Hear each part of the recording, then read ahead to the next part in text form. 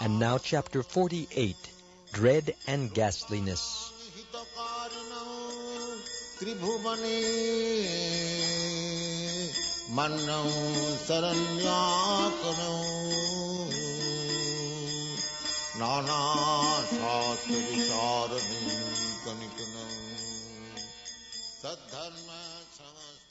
Dread. In ecstatic love for Krishna, in dread, there are two causes of fear, either Krishna himself or some dreadful situation for Krishna. When a devotee feels himself to be an offender at Krishna's lotus feet, Krishna himself becomes the object of dreadful ecstatic love. And when, out of ecstatic love, friends and well-wishers of Krishna apprehend some danger for him, that situation becomes the object of their dread.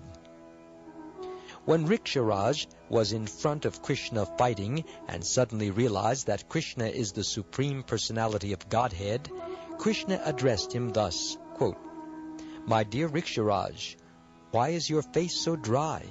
Please do not feel threatened by me. There is no need for your heart to tremble like this. Please calm yourself down. I have no anger toward you. You may, however, become as angry as you like with me to expand your service in fighting with me and to increase my sporting attitude." Unquote.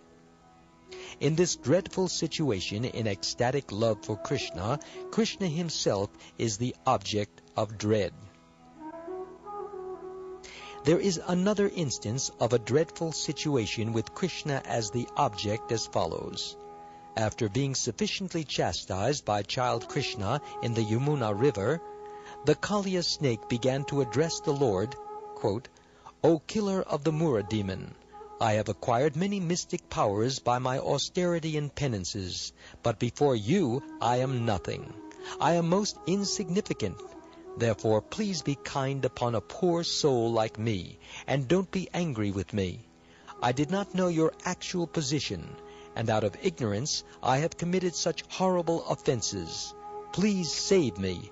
I am a most unfortunate, foolish creature. Please be merciful to me." Unquote. This is another instance of the ecstasy of dread in devotional service.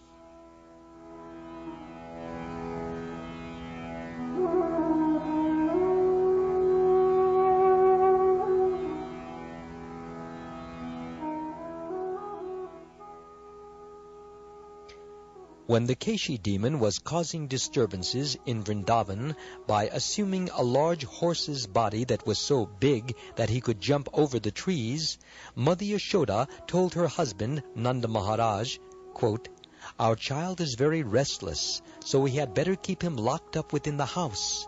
I have been very worried about the recent disturbances of the Keshi demon, who has been assuming the form of a giant horse."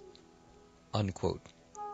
When it was learned that the demon was entering Gokul in an angry mood, Mother Yashoda became so anxious to protect her child that her face dried up, and there were tears in her eyes.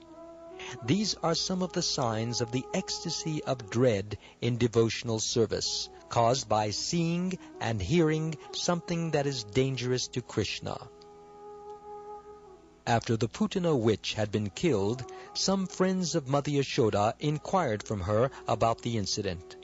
Mother Yashoda at once requested her friends, quote, "Please stop, please stop. Don't bring up the incident of Putana. I become distressed just by remembering this incident. The Putana witch came to devour my son, and she deceived me into letting her take the child on her lap. After that, she died and made a tumultuous sound with her gigantic body." Unquote. In the ecstasy of devotional service in dread, the unconstitutional symptoms are drying up of the mouth, exuberance, glancing behind oneself, concealing oneself, bewilderment, searching after the endangered, lovable object, and crying very loudly. Some other unconstitutional symptoms are illusion, forgetfulness, and expectation of danger. In all such circumstances, the ecstatic dread is the steady or constant factor. Such dread is caused either by offenses committed or by dreadful circumstances. Offenses may be committed in varieties of ways, and the dread is felt by the person who has committed the offense. When dread is caused by a fearful object, this fearful object is generally a person who is fearsome in his features, nature, and influence. An example of an object which caused ecstatic dread is the Putana witch. Dread may be caused by mischievous demoniac characters such as King Kamsa, and it may be caused by great powerful demigods such as Indra or Shankara.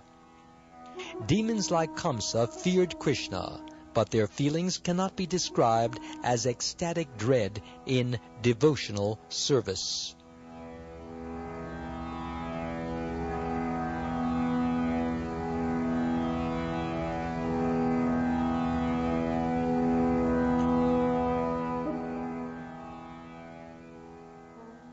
Ghastliness. It is understood from authoritative sources that an attachment for Krishna because of feelings of disgust sometimes presents a ghastly ecstasy in devotional service. The person experiencing such ecstatic love for Krishna is almost always in the neutral stage of devotional service, or Shanta Ras. A description of ecstatic love caused by ghastliness is found in the following statement. Quote, "This person was formerly interested solely in the matter of lust and sense gratification, and he had perfected the greatest skill in exploiting women to fulfill his lusty desires. But now how wonderful it is that this same man is chanting the names of Krishna with tears in his eyes, and as soon as he sees the face of a woman, he immediately becomes disgusted. From the indication of his face, I would think that now he hates sex life." Unquote. In this mellow of devotional service in ghastliness, the sub-ecstatic symptoms are spitting upon the consideration of one's past life, contorting the face, covering the nose, and washing the hands.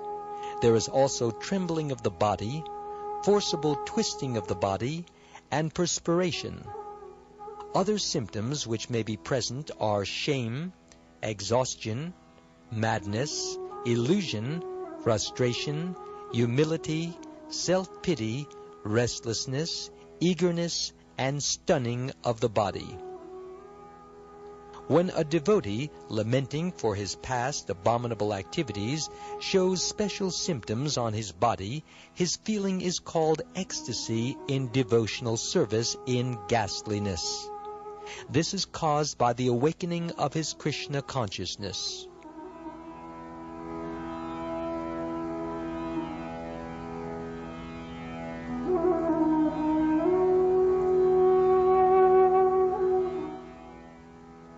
In this connection, there is the following statement, quote, "How can a person take pleasure in the enjoyment of sex life in this body, which is a bag of skin and bones, filled with blood and covered by skin and flesh, and which produces mucus and evil smells?"